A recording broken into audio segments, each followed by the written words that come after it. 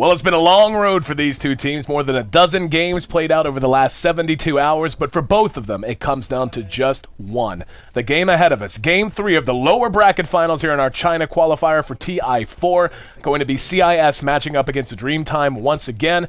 And yeah, man, this has got to be tough. One game. All of your hopes hinge on just this one game. If you're CIS, you want to complete the Cinderella story. You want to surprise everyone. You want to secure your place in Seattle. If you're Dreamtime, though, you just want to get to where everyone expected you to be, in the top two. LGD awaits the winner, and let's be honest, the last couple of games, they have been absolute grind fest. A lot of farming, a lot of mistake-free Dota for the most part, at least in the late phase. I don't think we can expect any departure from that looking ahead now. Yeah, and I don't think I can pin a favorite on who's going to win this game either, to be honest with you. It's any team's game at this point. But one thing we know for sure, both teams are probably going to play very safe, considering there's so much online for this one game. Well, I think what that means in a lot of ways is going to come down to the draft. And we are underway, so let's take a look at how things shape up so far. No anti-mage ban in the first phase. That was something we were all kind of joking about. Right. Anti-mage, as you said at the end of last game, has been the one common denominator. The team that picked AM has won both times. This time, we're going to see CIS go right back to the clockwork, and we'll discuss that in a minute. Dreamtime, though, they grabbed the Sand King and the Centaur in our last game. The clockwork pick, he did well in lane, but his impact in the late stages of the early game and on into the mid game, minimal at best. Yeah, I mean, like you said, he had a great laning stage, but he missed a couple key hooks when, like, that's when the hero is most potent, is when you get your first couple hook shots in, you can get a lot done, create a lot of space. You missed a couple of those. Last game could have been a totally different game, probably, if you hit those hooks. They would have applied a lot more pressure, and the game could have shifted, but they have a really good clock player, and I think this time around he probably will hit these hooks. And anyways, we have Sand King and Centaur War Runner. They're just picking their stuns right off the get-go, so they're going to have plenty of lockdown so far for Dreamtime. And CIS has a decent amount of lockdown too with the clockwork, with the cold feet. They do combo well together. The AA ult on top of like a Cog's hook shot initiation. It's very strong, but neither team is really just revealing their hand right now, and hallelujah, anti-mage is banned. He's dead. He's dead. He's gone. Nah, but like, in fairness, it's truth, but it's kind of jokey. The one common denominator was the anti-mage. But in game one in particular, what ended up really being as big a difference maker as the AM pick was just how well and how spammable the stuns were, or how well drafted, I should say, and how spammable the stuns were coming down the stretch. Whenever you looked at the late game, there just wasn't a whole lot of lockdown. There were only so many ways you were going to be able to account for heroes once they got big, once they got tanky, once they got farmed. And the sources of damage output, they matter. But so much of those late game fights just comes down to control. Who has the initiation advantage? Who can follow up? Who can take extended fights, as the team fights do tend to get longer as the game gets longer as well. So Dreamtime, definitely drafting with that in mind. CIS has two huge range heroes in the Ancient Apparition, all as you said, and of course Clockwork with his hook. But the problem, I won't say it's a problem, it's more like an imperative for CIS. When you go with an AA and a Clockwork pick early, you had better put those heroes to work early.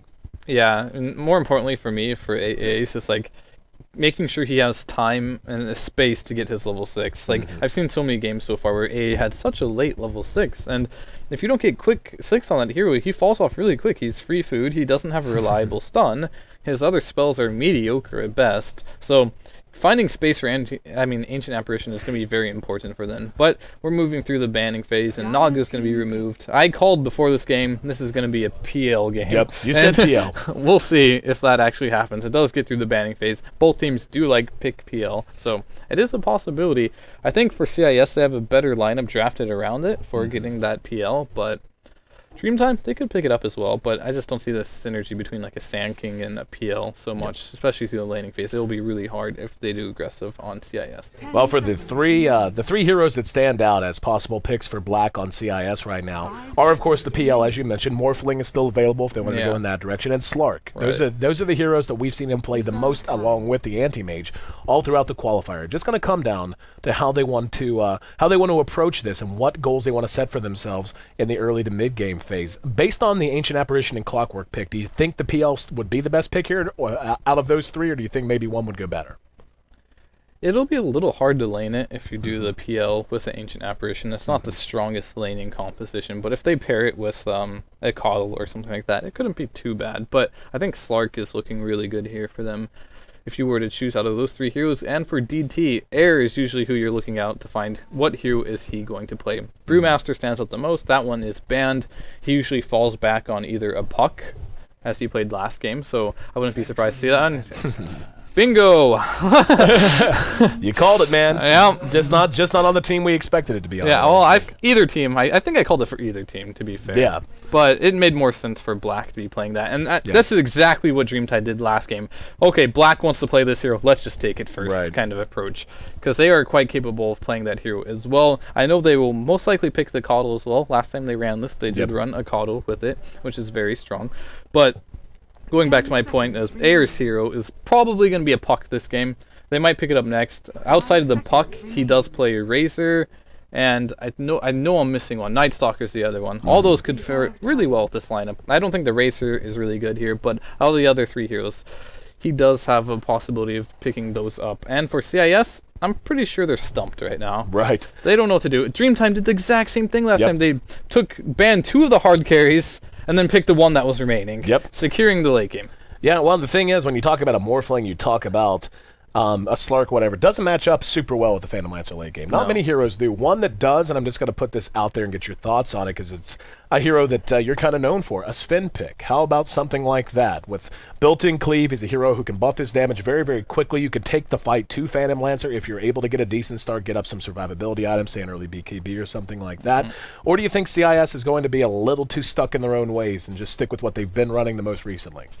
I doubt they'll pick Sven. The only problem with Sven is he's a bad hero, but but if you do get really farmed, you can clear illusions, but he doesn't flash farm around the map like PL does, so he can't be everywhere at the same time to really deal with that. But it is a possibility. Another hero that a lot of teams do like to pick against Phantom Lancer is the Gyrocopter. That is a hero that can work, but it's not the greatest. Dragonite, not bad. I mean, you're really reliant on your ult in the super late game, but if I were CS in this situation, don't match up with this PL late game. Just don't do it, because all the good stuff was banned to lane against it. Like the anti-mage is really good. There goes the Coddle pick, pretty obvious as well there.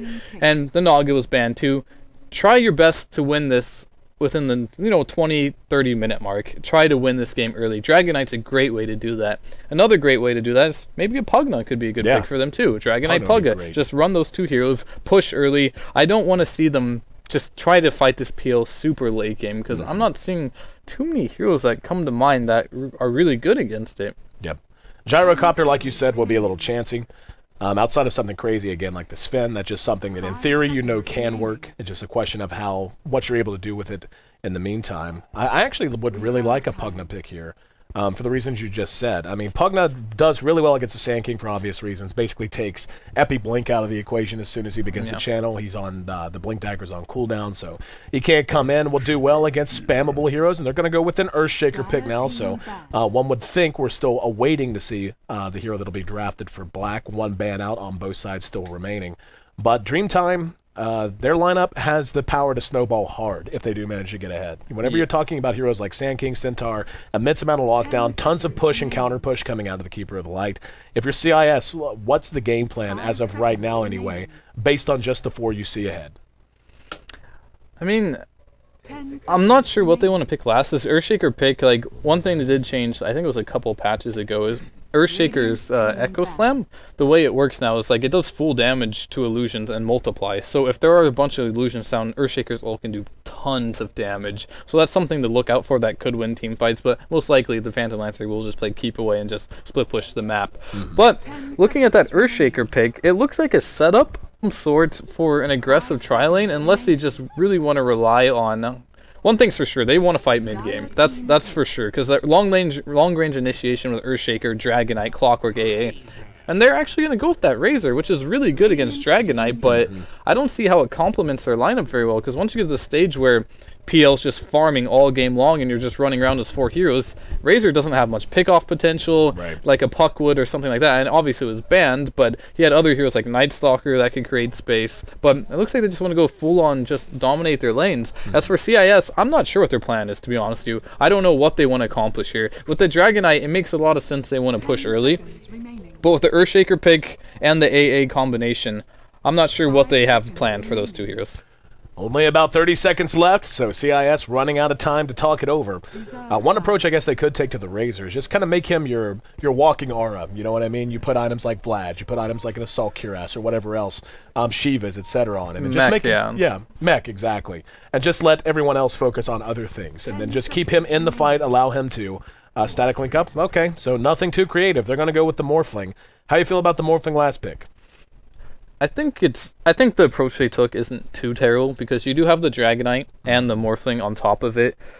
The only problem with Morphling is he can't clear a bunch of illusions. He can replicate an illusion and make his own army, which can come into play. It doesn't come into play very often, but they're still going to have problems with PL if it goes to that ultra late game. However, they have a good lineup where if they hit their timings, Black has a good game with that Morphling, gets his E-Blade up relatively quickly, they can get a lot of free kills and start just taking towers down. Yep. So ultra late game, I favor Dreamtime, but CIS does have the tools to start get an early advantage and keep the PL down. I feel like a lot of it is going to be determined by how effective Clockwork, Ancient Apparition, and Earthshaker are at pressuring that PL. They're going to need them to be keeping him out of the jungle. Once the laning phase breaks down, they need to kill him off. They need to delay items because really the PL doesn't need it. PL needs a deceptively low number of items to come to fight. Like, you know, it's, oh wow, Centaur TP'd bottom instantly to ward. Wow, that's unique. Not wanting to take any chances as he wants to make sure he gets in. Does have 490 gold as well, so he can go ahead and buy his brown boots. And yep, just getting the wards down as quickly as possible. So the laning phase should be taking shape kind of as we would predict. Yeah, we'll have Demons. And Demons plays an excellent Sand King. So in terms of high skill cap heroes, and even though it is just really the Fissure for the Earthshaker, it takes a lot of timing, a lot of decision making. And Demons is an excellent candidate based on what we've seen so far. June back on the Clockwork for CIS, though, is really the one to watch, I think, once things begin to break down a little bit. They just have to get a lot out of him. They have to make sure that he not only has a good lane, but that he has a much higher impact than he did in game 2. I mean, think back to that game. Imagine he hits those first 2 hooks that he otherwise missed. Right. Imagine how much different the complexion of the mid game would have looked. Yeah, it would have given him some desperately needed map control. And it looks like Sand King's going to walk into a Dragonite. Oh, he's skilled stun. And that's actually a big deal, I feel. Like, Dragonite does not want to skill his stun at level 1, especially laning into Razor like that. Right. He wants that Breathe Fire to get his bottle out quickly, but now if he static links him, he's not going to be able to get any CS, so that's going to be a small victory there for DT. Horn blows and we're underway. Once again, this is Game 3 of our lower bracket finals here in the Chinese qualifier. The coverage from the NA Hub presented by Monster Energy. Winning team goes to Seattle either as a wild card or if they do manage to upset LGD, who awaits them in the grand finals, they can go straight into the bracket. The loser, though, well, all they can do is look ahead to next year. And we'll see how these lanes are going to end up playing out. Here in mid, DK versus Razor. Should be a fairly easy time for Razor. Right, it definitely should be. And as I was talking about how that stun's kind of a big deal for DK, getting the Sandstorm is kind of a big deal too for the Sand King, because they have no way of killing this Clockwork with the Sand King having Sandstorm at level 1 as well. So he's going to be able to play up and get as much experience as he possibly can. Whereas Centaur, he's in a little bit of a more rough situation here, playing against that AA Earthshaker Morphling lane. He probably won't get too much here as long as they can control the lane. But the lane is blocked. They did get a sentry down, and it doesn't look like any sentries were bought. So if this lane pushes just a little bit, they can be hurting. We can see a little bit of trading there, and here's going to be the Earthshaker. He's going to get the Fissure, but he did not manage to block him. If he had shot that a little bit earlier, it's almost guaranteed first blood. So missed opportunity there from Demons. Yeah, indeed. He's got to be careful here, but it looks like the lane's going to push, so Centaur's going to get a surprising amount of levels down here because of that early TP down and warding. The Morphling, really going to be key that he not find himself in the situation that he has from time to time throughout this qualifier. He needs to have his item progression on par at any given point, because the Phantom Lancer should be more than willing to come and fight pretty early. You know, a couple of items, and, you know, we can talk about the build he might end up going. You know, he could go Diffusal, could go Manta, could go whatever you want. What do you think would be the optimum build for the Phantom Lancer, and how do you think Black would end up reacting to that on the Morphling?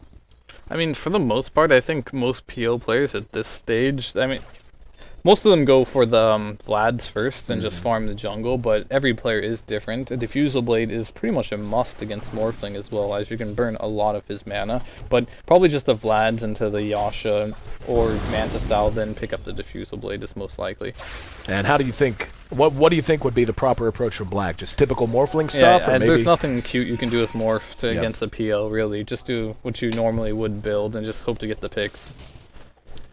So far, everything kind of quiet. And I think we can expect this, actually. I don't think anyone's going to be taking any huge chances in lane. June is playing a little far forward, but once again, he's doing quite well for himself. He's even got a few CS. Hell, he's got more CS than the Dragon Knight does right now, sitting at 4. And he's just about level 4, too. And the Dragon Knight right there with him, and Air is just dominating in flame.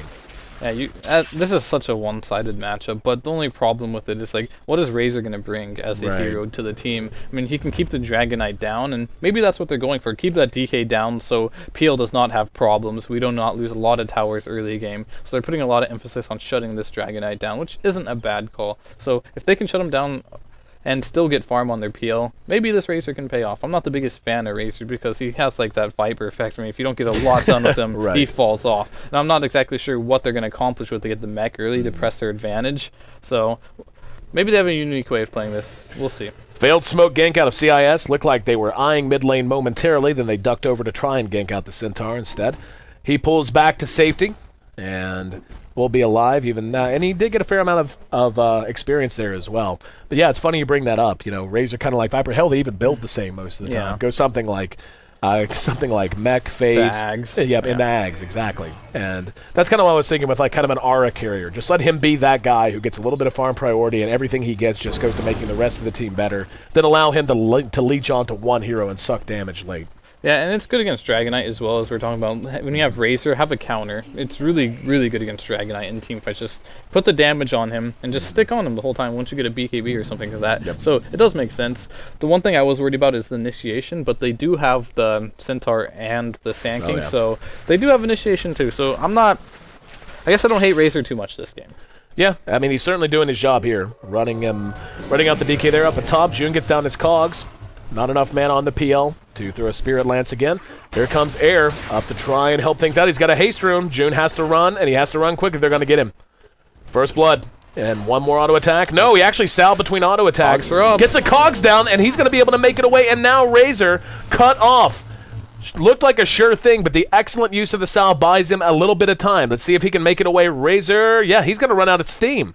So June able to keep himself up and breathing a little bit longer. Great play, great patience, and just great reactions out of him. That's a big deal, because Razor has to go heal now, and that dominated Razor, who had, DK, now has plenty of time to catch up.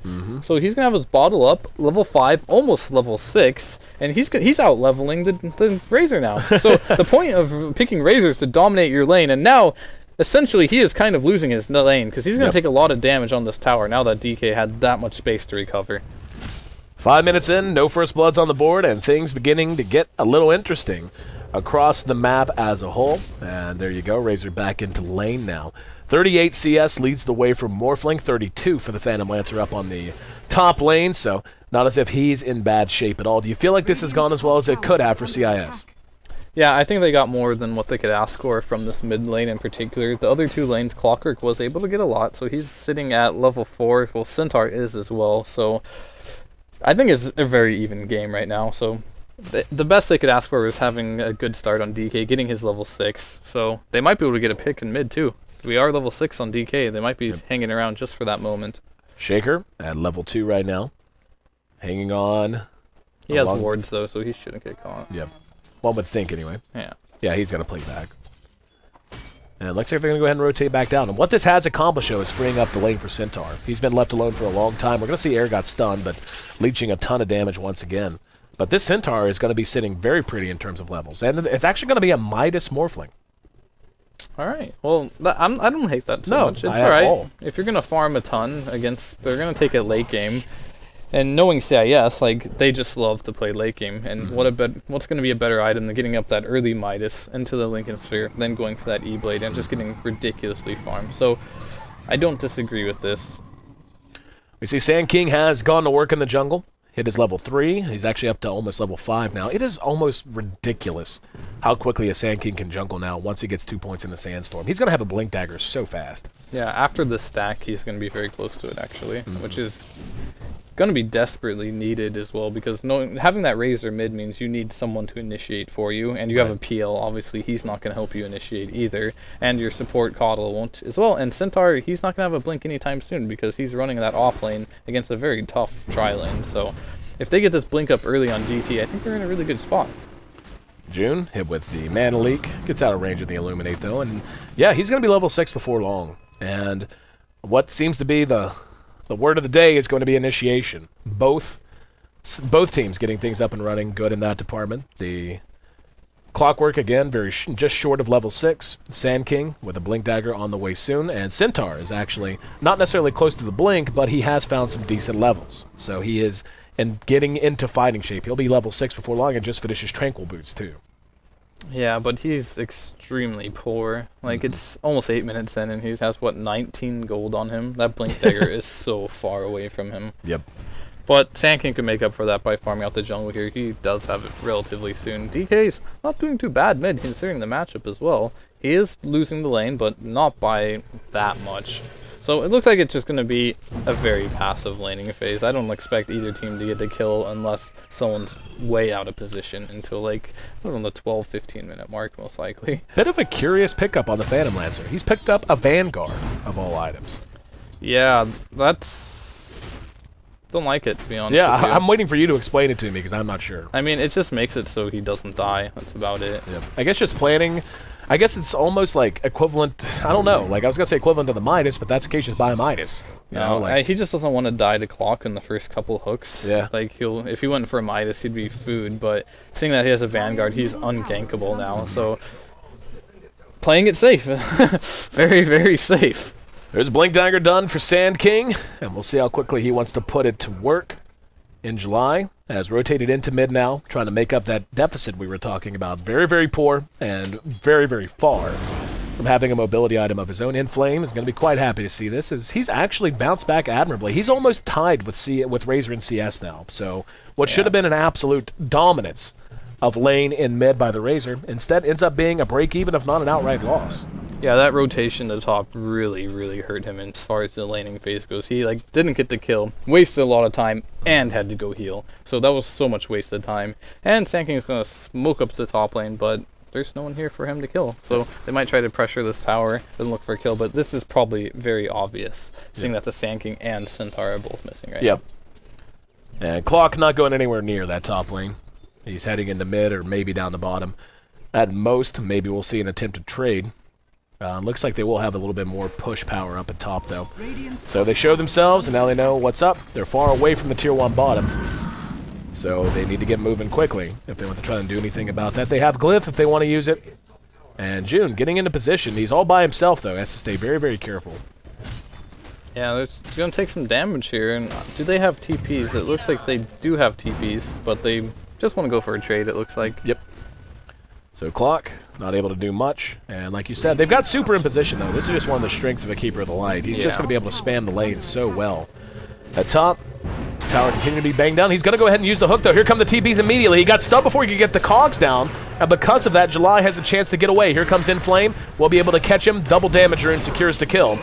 Hard to believe, 10.5 minutes in, first blood finally drawn off of the reaction. The tower's still standing in both top and bottom lane, but now this is a Dragon Knight, and we all know how hard he can push when he wants to. Yeah, that was really unfortunate for the Centaur there. If you look at his levels, he was one creep from level 6. Yeah. And if he would have been level 6, he probably just ran out of there. Now they're going to probably lose the tower off this with this level 1 Dragon, like Poison Breath, is probably going to put it in deny range now. Yeah, this is going to be denied tower up here. So they just flipped that around. They were going to lose their safe lane tower, but instead they get the enemy's safe lane tower. Yep. Good trade. And again, so much of it just comes down to taking the initiative whenever you can find it. And June was actually really patient with that, waiting for the right time to hook. It's a shame he didn't get his cogs down. That would have been much easier, but nonetheless, 1-0. And the first Tier 1 does end up dropping in favor of CIS. We're at 11.5 minutes in. Let's take a look at the gold graph and see efficiency-wise where they rank up. So a little bit of a lead, it would seem, for CIS before that tower dropped, but very close to even. The main difference being the tower. Looks like they're going to trade away the Tier 1 top as well, so DT should come very close to knotting things back up. Indeed they should, and Dragonite form is going to be up in about 30 seconds time, and then they're going to look to take all these Tier 1 towers that they can possibly get, and he's going for a Shadow Blade first. So I do like that a lot. If he carries a dust around him, he can go PL hunting. Yep. And that's really what it's going to come down to, I think, is you know that Black's going to want to just farm, especially having picked up the Midas. Which team can really do the best job of shutting down the enemy carry? Which one's it going to be? Like, which one, just based on what we've seen out of both teams throughout this series, and by draft composition, which do you think will be the best? Up at top, real quick, they're just going to they're going to kill Clockwork, so that's going to be a free kill. It's both teams have good tools to do it. They do have the Blink Dagger on the Sand King, which is going to be very good, but I don't think they can actually kill any of these heroes now that I think about it. Like, Morphling, very hard to kill. On top of that, Dragonite is also going to be very hard to kill. So I think CIS is definitely has tools to kill this PL, where DT not going to be able to kill Morphling so easily with the heroes they have. It's going to be very difficult to bring him down. They have nothing to stop him from, like, stopping his strength morph. The thing about DT, the Razor pick is, again, you know, you were kind of questioning, hang on, Fissure, caught in July, but not going to track him down. However, the Razor pick doesn't really function that well in that role anyway. Razor's more of a show up to team fights 5-on-5 engagement kind of a guy. Right. So they're already going to be a little understaffed in that. And the Keeper of the Light, as much mobility as he gives you, he's not that great either. So he has the Mana Leak, which is good against Morphling. Actually, it's really good against Morphling, but that's about it for the most part.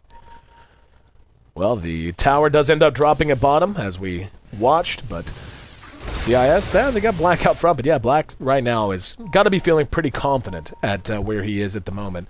And yeah, let's see, just saw the Claymore there. I could have swore I just saw another one, but June, level 8 now, and looks like he's on his way to a 4-staff. I'm seeing if anyone else would go Shadow Blade this game, but I don't think so. That's kind of what I was looking for, too. Yeah, it's just the Dragonite. And they're smoking up the top lane, trying to get this peel. They have a Dust on the Earthshaker. He's not level 6, though, so he does not have an Echo Slam, but I think it's very unlikely they find the skill. Yep, creeps are going to spot CIS, but still, you know, take your wins where you can get them. Anytime the PL stands under his tower while Morphling's farming, that's a win. Even if you don't get the kill, you're still accomplishing the overall objective, which is to make sure that your Morphling peaks sooner than their Phantom Lancer does. In mid, DT trying to pressure, but you know, they have the ability to push lanes very quickly, but in terms of being able to push down towers, they don't have a whole lot of that without the Phantom Lancer there.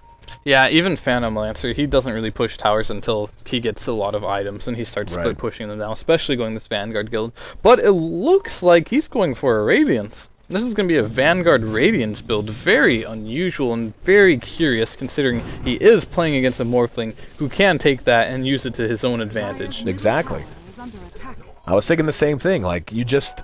That's why one reason you don't see Radiance against a Morphling very often. It's just not done. I mean, it's possible, I guess, he's banking gold away. We haven't seen him spend anything. It's very unlikely, because usually when you do go for that Vanguard rush, it's trying to secure yourself so you can get that relic up without dying too many times. Inflame with that Invis rune, poking his nose about between the Tier 1 and Tier 2 mid. All this time, Morphling continues to farm, and he is now in the lead by 1,600 in overall net worth, which isn't gigantic, but for this stage of the game, 15 minutes, that's a pretty good gap for him to have opened up for himself. Indeed, and he is just going for that standard Lincoln Sphere rush, which makes sense. It's going to be very good for Sand King. He will no longer use his Burrow Strike to initiate on him very quickly. Centaur still can do that, but he doesn't even have his Blink Dagger, and he's not even that close, to be honest with you. He's really struggling this game. He has his levels, so it's actually really odd to see a level 8 Centaur at 15 minutes not having a Blink Dagger. I haven't seen this in a long time, and he's like halfway there, not even that close. Yep. He is very, very poor, and has been kind of left on the wayside. But I can't help but think this passivity still favors CIS. Like, yeah, it definitely does. But for the most part, like... Is that a relic? Yeah, the relic just came out. But at the same time, DT, they're going for the ultimate Rising build for PL. he's going for that Radiance. So he's going to be really weak until he gets that. But once he finishes that Radiance, and if CIS hasn't got enough work done, this PL is going to start farming really fast. Stampede use, he will snag a haste rune. He knows he's not using that anytime soon. So steals runes, hastes himself to get another haste. May as well, man. Gotta keep moving quick. Gotta go fast. And but yeah, I mean, I think CIS is going to be happy to try and hit a timing window, though. Like, they've got the Shadow Blade now done on the Dragon Knight. We can see they are smoking he and Demons up. Demons does have a smoke, or a dust if he needs it. Not that they're not even heading in the direction of the Phantom Lancer. It looks like they have other priorities. Instead, going to try to take a run at the Centaur, and this is smart. Recognizing how far behind he is, he's still struggling to catch up. Just hold him down even more. Yeah, and he got the hell out of there, he knows. So he's going to be just fine. It was a little funny, I was just watching him. He wanted to creep so badly. He used to stomp and his double edge on the creep wave and ended up getting none of them. Yep. and Black just denied all the ones that were low, and he just got out of there. So life is hard for this Centaur at this point.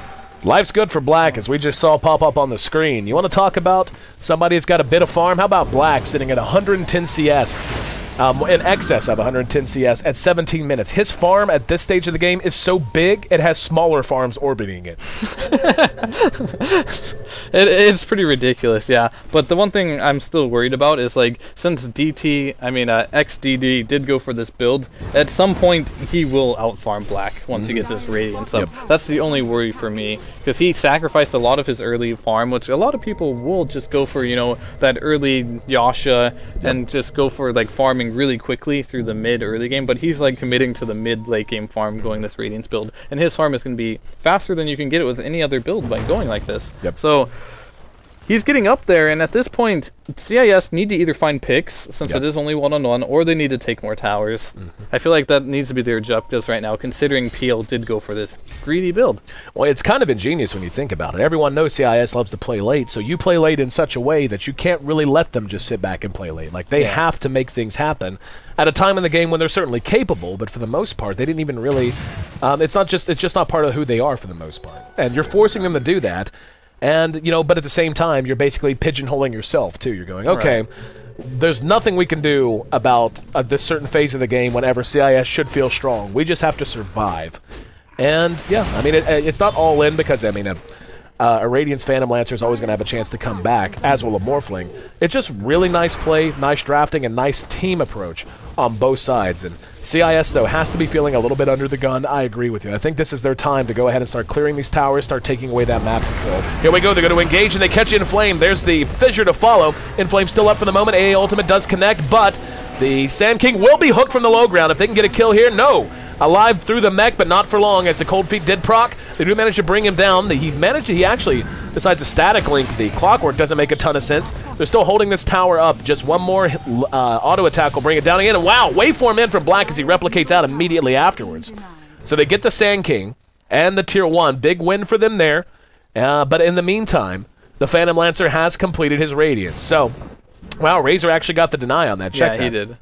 He got the deny, so it was a nice try by Black there, but good deny coming out of air over there. And one thing I wanted to note as well is that you don't see very often is this got the Sand King killed is we max Cold Feet on AA. I haven't seen that in a long time. That's a max Cold Feet. I was like, okay, he's going to get this burrow out, and this is going to go really bad for CIS. But no, max Cold Feet did a lot of work there. Yep. Very unusual, but I do like that choice this game. I think a lot of people are overrating Chilling Touch, and a lot of teams just aren't fighting against it, and you're missing out on a huge stun by not getting that Cold Feet. Yep. Just, I don't know, just from the games I saw, max Chilling Touch hasn't been that effective, to be honest with you. It's always struck me as a 1 point wonder anyway. Like, you get it, and it's awesome for what it is. But then, you know, in terms of scaling, it's not that great. Like, you're losing attack speed, you're gaining damage, that's nice. But why not just put 1 point in, and like you said, then focus on other ways you can help out. And do like the max Cold Feet a lot, especially with this team. Exactly. With their lineup in particular, it's very good. Yeah, whenever you have a Dragon Tail that is almost going to guarantee, like if you Cold Feet and then Dragon Tail comes, it's a guaranteed proc pretty much.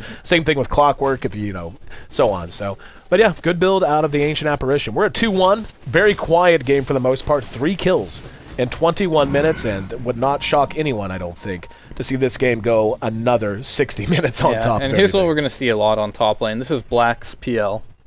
So I did say PL would outfarm him a lot, but Black can just take a replicate and do the same thing PL is doing. Exactly. Like, this is so much farm for him. Like, very curious for me to go this build against a Morphling, because he's just going to make more illusions, and he's going to make his own PL army with Radiance. This is actually ridiculous. And here comes another one. Yeah, but now they're going to burn each other down. We can see the micros there. But, yeah, should be a fun game to watch. The only thing that would have made it more entertaining would have been a Shadow Demon. I love watching a Shadow Demon disrupt and get a little RNG luck. And it's like, no! Big turnaround on the Army, but... It looks like DT is going to go aggressive. I'm not sure why they want to do this, but Shaker is up. He's not close to a blink at all, so I feel like fighting in the CIS is what they do not want to do right now. Yep. Black is already so farmed. Their PL just like got off his training wheels now with this Radiance, and he's going to start farming big items, and they just need to wait a little longer until he gets more items. Well, I mean, I guess it makes sense. Like, if you're up, hang on. CIS going to run right into him. There's going to be the immediate dust. Inflame in trouble. There's going to be the replicant. They're trying to track him down. Epicenter even, just on the single target to secure the kill. And the Ice Blast did connect, but no follow-up. No, never mind. June's going to just go for it. Hooked in, now dropping the cogs. Needs some... Yeah, I'm not sure what the plan was there. No comment. Why? I can't. He wanted to die, I guess. I don't know. It's like another Tide Hunter moment. Yeah, but I mean, he got a little anxious there and paid the price. A little anxious. It's a nice way to put it. Well, the problem is, because of that, they already lost a DK. That's bad enough. Now they potentially lose a Tier 1 mid with June not there to come in and just threaten to defend. I mean, that's the thing about a Clockwork pick. Outside of big plays, just the threat of the hook will oftentimes make it a little more chancy to do things like this. Ice Blast does connect again, but no follow-up, as in July will be able to scamper to safety. Black continuing to add to his farm. But after the Lincoln Sphere, what would you like to see here for him? It's something like a very aggressive build, or does he go ultra defensive and go BKB? I don't think he can go BKB. Yep, I agree. He can either go for E-Blade or Manta. E-Blade if he wants to get aggressive and get kills. Manta if he just wants to split push for the majority of the game. I think getting kills is a higher priority for them, so going for that E-Blade, which in my opinion is a better choice, but I think either can work. It depends on how they want to play this. CIS looking to get back on the aggressive. June's back up and smoked up with two teammates, Demons and AO, looking for a target. And they actually had Inflame under Shadowblade as well.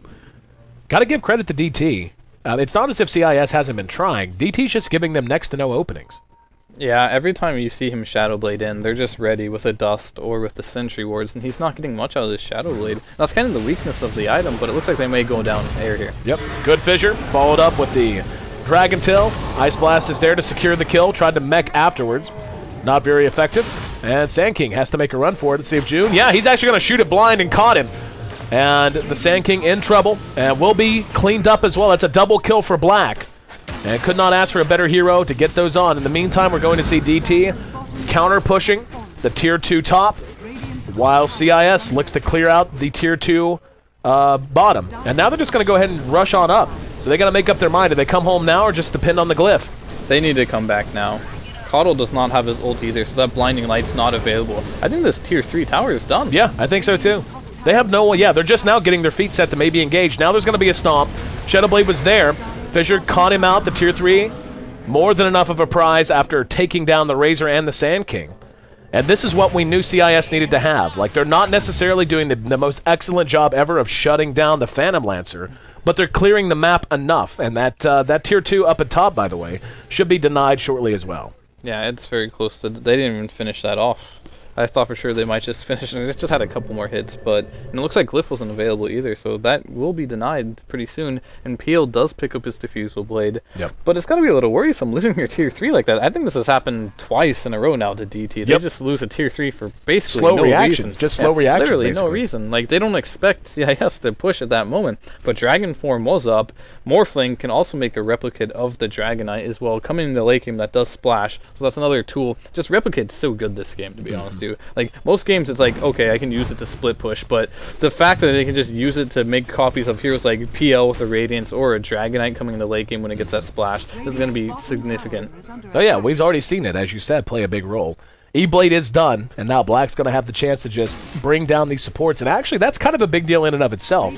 The Sand King in particular should be pretty susceptible, but don't underestimate the importance of a Keeper of the Light, too, with Blinding Light. Like, if you're able, just at the beginning of a fight, to immediately blow him up before you can get off Blinding Light, that's kind of a big deal in and of itself. Yeah, Keeper of the Light's gone in one combo. Like, he just went full out warding. He bought a Bracer, but that's not going to save him. 5-man smoke. Will they catch Black out here? Black? Or do they just go for the Clockwork? Clock's kind of tricky to engage into under his own Tier 1, though. Yeah, CIS seems to know. Looks like they're getting nobody, but... they're indecisive. They don't know where to go. They're just running back and forth, make a decision. But it looks like Clock will be Whoa. Four staff, follow up with the Burrow Strike, and June getting some help. He's actually going to hook in, and here comes the Morphling. They're going to force the Stampede. The shotgun used on one. Now Inflame manages to catch Dreamy You with the Dragon Tail. They're going to... No, he actually Burrow Strikes out. There is... Yeah, good fissure coming from Demons, and that secures at least one kill for them. And with him down, he's down for 30 seconds. Don't think that's enough time to force all the way to the Tier 3, but they might just push this lane anyway, if nothing else, than to scare the hell out of them. Yeah, I mean, they lost a lot of health there, and the Dragon Form will go down, but right now, at this point, they're doing great. Like, yeah, they're able to, like, get pickoffs. That's going to be great for them. And DK needs to get more items. He has his BKB up. He's probably going for Assault Kyros next. And this PL's farm, it's okay, I guess, right now. And he gets blocked off by a fissure. That was not intentional. But, like, this PL, I don't think, is farmed enough. So if they go with the next Dragon form and go for Irax, they could potentially do it. But we've seen the story of the last two games is, okay, maybe let's not push into people and lose our advantage. Yeah, so, maybe let's not. Yeah, so I don't think they're actually going to press their advantage. So it's probably going to be a late game fest. And seeing that they do have the PL, I kind of have to favor DT as long as CIS does not get too many pickoffs. So CIS gets a lot of pickoffs, and they get a lot of farm up, where this PL is like kind of like, okay, he's farmed, but we have like 4 really farmed characters. It won't matter so much. So DT needs to look for the pickoffs and just kind of minimize. And this Razor pick for me is just like the big question mark. Like when you play the PL, you'll always get to the stage of the game. This will always happen, where you're like just running around doing nothing and watching PL farm. And what does Razor like contribute to that? Yep. It comes down to what we were talking about. You know, just the way it's been drafted and the way that DT in particular opted to build the PL. It forces CIS into that situation, much the same as the Anti-Mage pick did the previous 2 games, where you have the option of just sitting back, but that's much riskier than just trying to hit the proper timing window. CIS so far has been executing great in terms of exerting pressure on DT, forcing them to react and taking secondary objectives like the towers and even the Tier 3. But now, this is where things have fallen apart for both teams in both games. Right about this time, 25, 30 minutes in, decision-making in terms of how and when to pressure. It looks like for the moment, CIS is showing themselves in mid. Not sure if they're going to want to commit to it, though. However, Black is on the way. He's moving his way through the river now. One thing we did notice there, too, is the replicate on top of the PO illusion is very strong. He cleared it out instantly, but right now, XDD, he did pick up a Diffusal Blade, so he can instantly kill that replicate now, which is going to be a big deal. So as soon as he sees a replicate, if he's near, purge it, and he won't be able to have that for... How long is the cooldown on Morphling's ultimate? It is 80 seconds, so that's quite significant. Yep. I doubt he's going to use his purge for anything else for the most part. And Enflame is going to catch air. Yep. Air on this Razor. Marginal in terms of his effectiveness on the game so far. And he just can't do anything. No. Like, and he's not even farmed enough to justify. That's the thing, like you said, you picked that to just crush a lane. He didn't do that. He came very close to getting a first blood and maybe getting out of control from there, but all the DT can do right now is trade. And they're going to end up losing this Tier 2 mid very simply. They have the top lane shoved, so they can't rotate top after this. But they may just go Tier 3 again. Like, that Razor's still down for 15 seconds, and they're right in the shadow of the Tier 3. Here we go. They're going to move in. Keeper of the Light there, trying to spam them out. Black has his replicate up and is actually tanking the tower damage at the moment. They clear out the creep wave. There's going to be a blinding light. That'll buy a little bit more time. Everyone is just about set and ready to engage. DT has 5 up, and they may pull back, and they probably should. Yeah, they're going to have to defend bottom lane before that gets too ugly for them. But, I don't know, at this point, it's looking good for CIS. It's looking real good. PL is up to 2.8k. He's probably going to go for that heart next, but I'm not sure how much of an impact the heart's really going to make in these next, like, 10, 15 minutes, to be honest with you. Well, the other thing about a Phantom Lancer that we really haven't talked about is, you know, one way you can deal with him is, I mean, he's a beast whenever he's pushing your own racks and he shows up with, you know, 10 illusions already created. Yeah. But if you're the one who's forcing him to teleport, him to react, he doesn't have time to generate the illusions, and you can simply jump on him before he has a chance to get anything out. And I agree with you. That's where the choice for the heart comes into play. The attack speed isn't there because he didn't go Manta. He went defensive, and then he went Radiance. So the Diffusal certainly helps out a little bit in that department, but it's not going to be like we've seen before. I actually feel like Manta style might be the better pickup for him right now. Yeah, I agree. He might do it. He might just be saving for rebuy, but usually if you want to go Manta, you pick up that Yasha fairly early because quite a cost-effective item. One of the most cost-effective, if not the best cost-effective item on PL. So he would have picked that up by now, I think, if he really wanted it. So it doesn't look like he is interested in that item so far. And it looks like we have Dreamy U and in July just waiting for an ambush, but who can they kill here? Maybe AA, but Earthshaker's there with a Blink Dagger. Yep, there's 3 here. Oh, I think they just scouted him. Yep, and here comes the Epicenter. He's going to go in, only getting June. That didn't even touch the Ancient Apparition. He's going to be able to mech, and now the Stampede used, down go the Cogs. So they end up investing a lot in exchange for little, and they may even get caught, and they will, as there's the hook. Ice Blast there, not even needed. Not sure the Echo Slam was warranted there, but Demon's not wanting to screw around. Wants to make sure he gets the job done when he can. And, yeah, that's another win for CIS. CIS has got to be up to about 10K overall net worth lead now. Yeah, getting very, very close to that.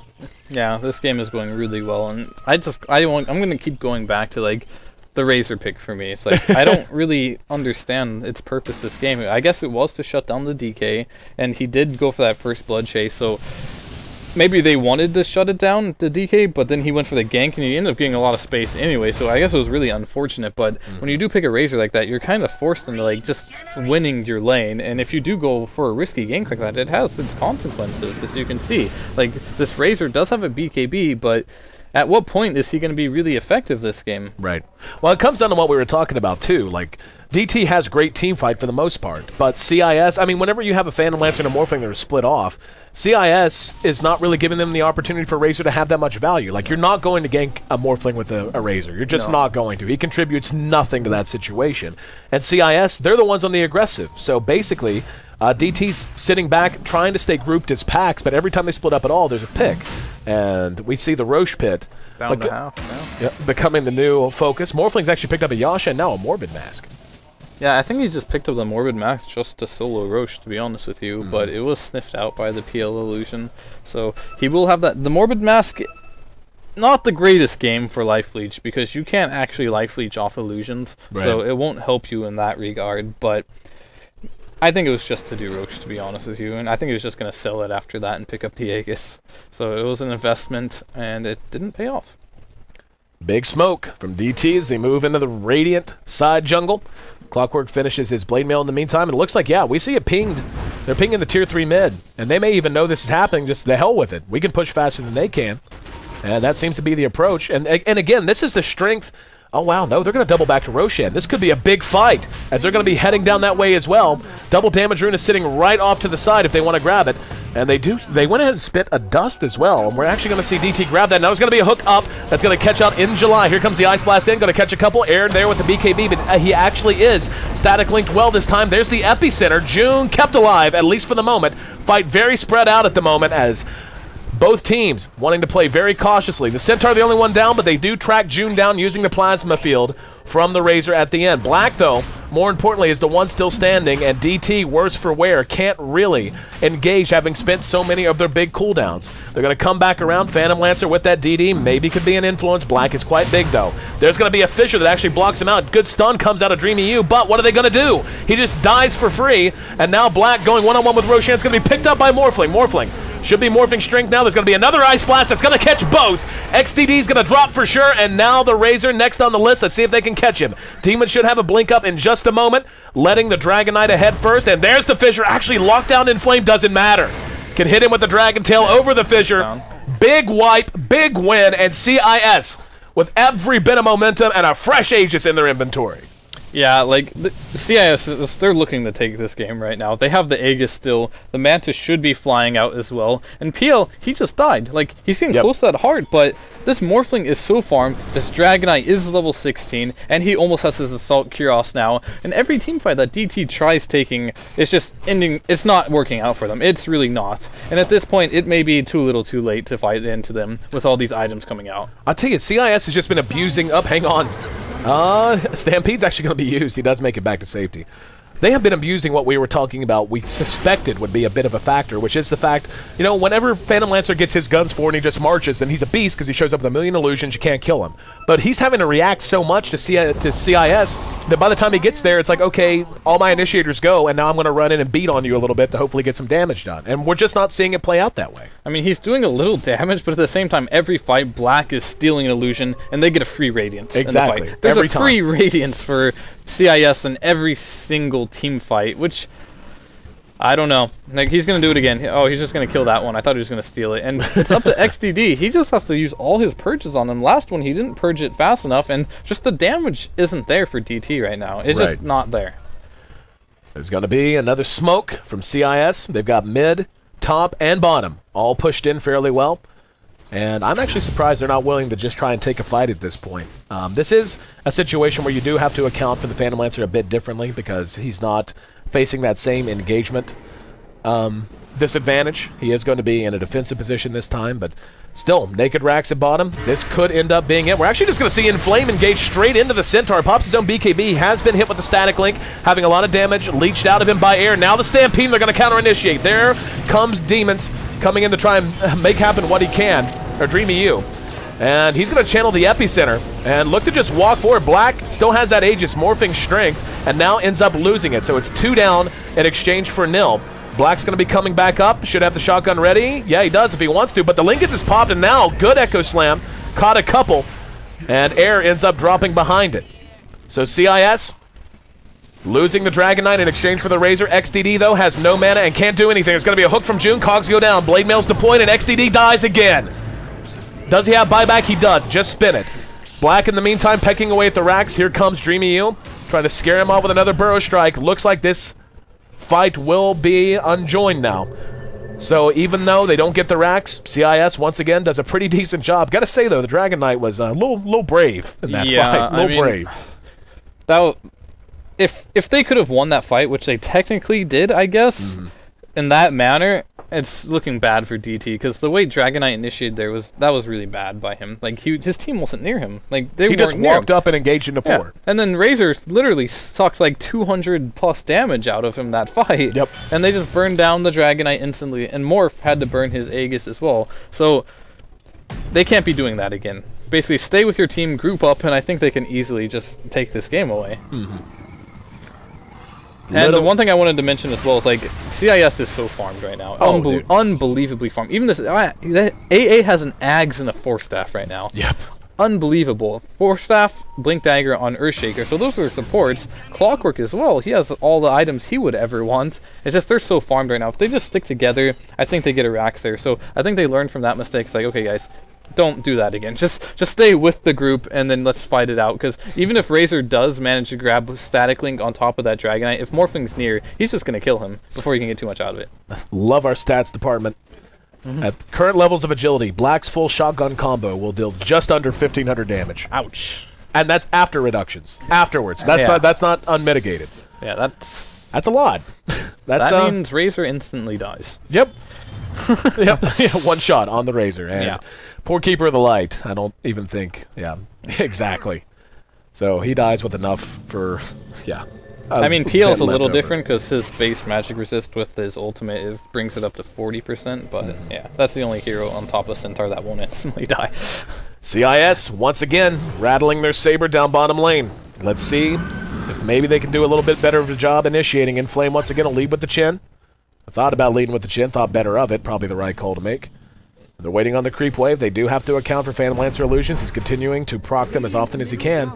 And yeah, it looks like they're just going to go ahead and back off and maybe decide to wait out another Roshan. We're at exactly 40 minutes in.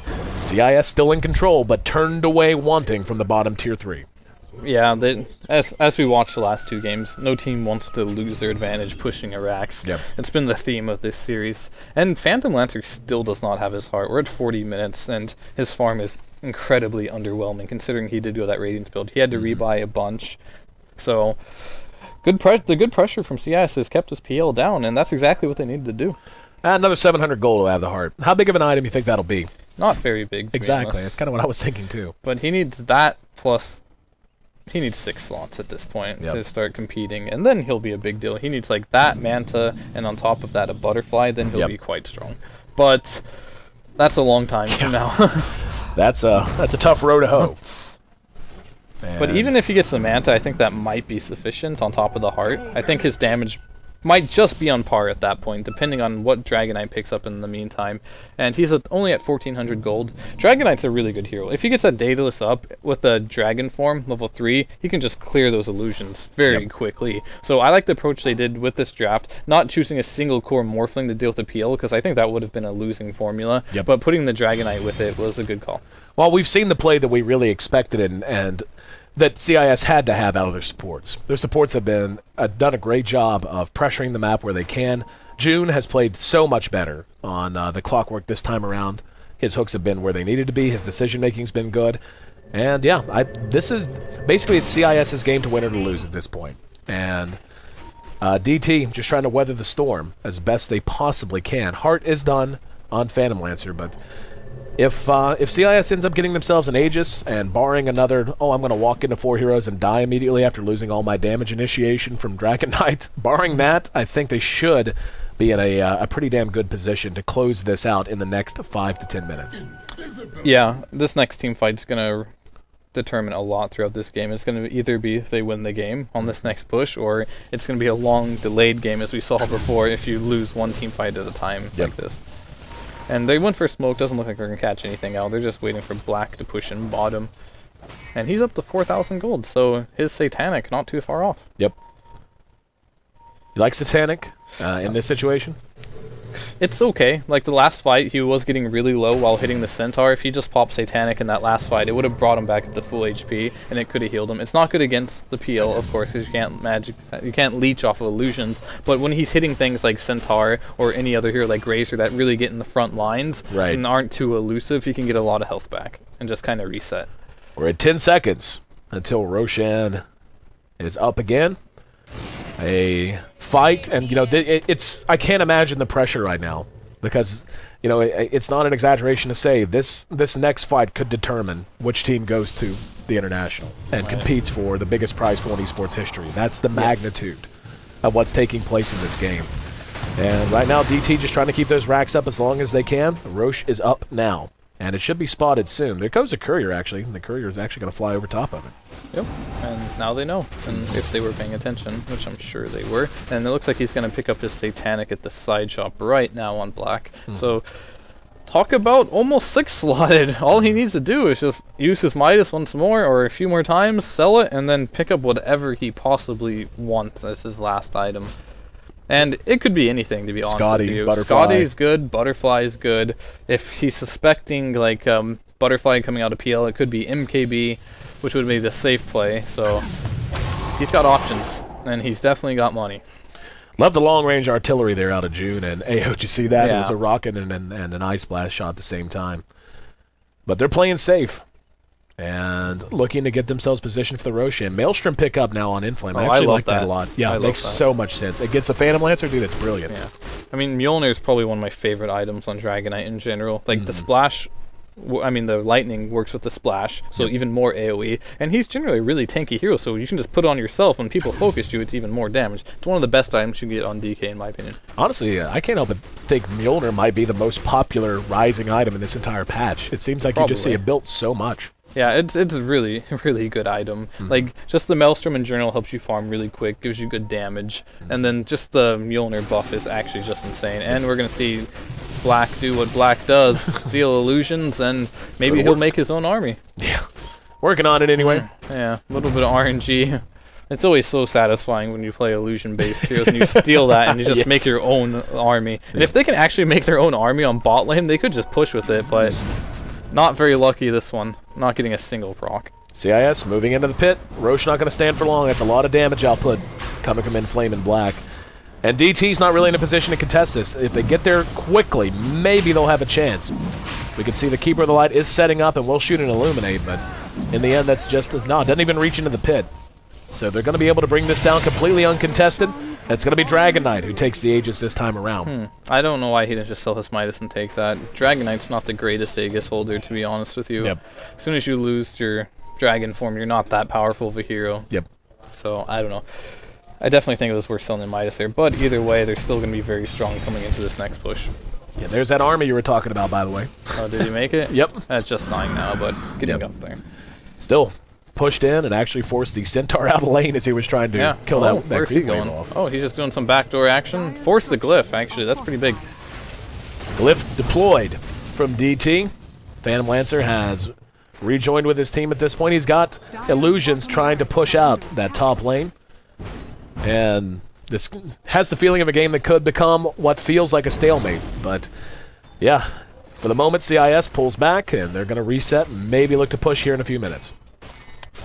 Black has another illusion, so just gonna he can push all these lanes out. Like, I can't stress enough how big of an impact going Radiance had on this game, on this PL. Yeah. Like, it slowed down his timing, and he literally has to use every purge charge he has just to, like, kind of, like, deal with the situation he got himself into.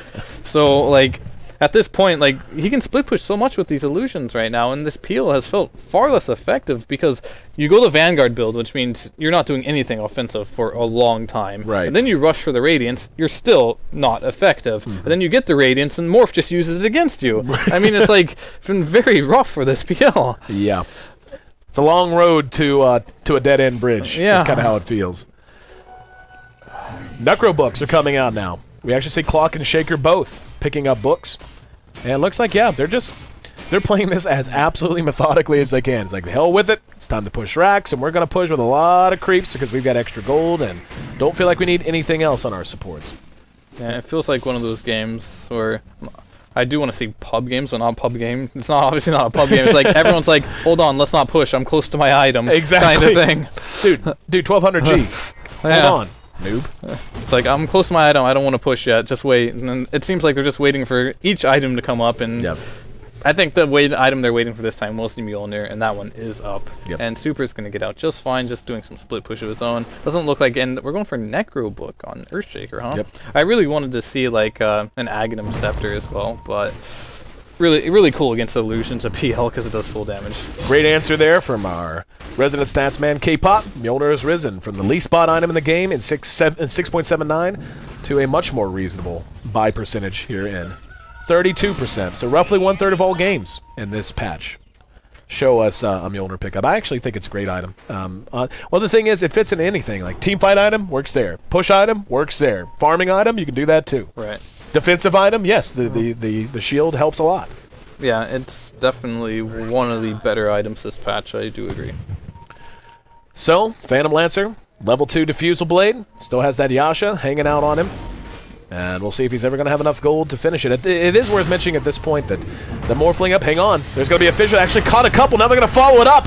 There's the Echo Slam, and Injuly's going to drop as well, so Inflame finds himself a double kill. Now they've got XDD trapped. Can they capitalize on it? They're trying to follow it up. Inflame's right there with him. We can see the Mjolnir procs are there. Cold Feet, and yes, they do manage to bring him down. Immediate buyback is forced. That puts DT all in at this point. If they can bring down the Phantom Lancer once again, it'll be GG. And BKB's up. They're going to see, try to initiate. They're going to catch Inflame out. Inflame does have that Aegis, though. He'll be ready to bounce back up afterwards. Yeah, they're just going to disengage for the moment. He's almost waiting to die now. In the meantime, one set of racks is down. Finally, that Aegis is gone. At bottom now, Black has rotated down, and this could be this. DT could end up seeing their dreams of international glory fade, and XDD caught with a great fissure. They're going to blow him up. Can they follow it up? Ice Blast off the mark. He may be able to make it away. Good Burrow Strike from Dreamy U. Bought a little time. He does manage to make it away, but Inflame doesn't care. Kill heroes all you want. He's killing buildings. The rest of DT has to react now, but 2 racks are down.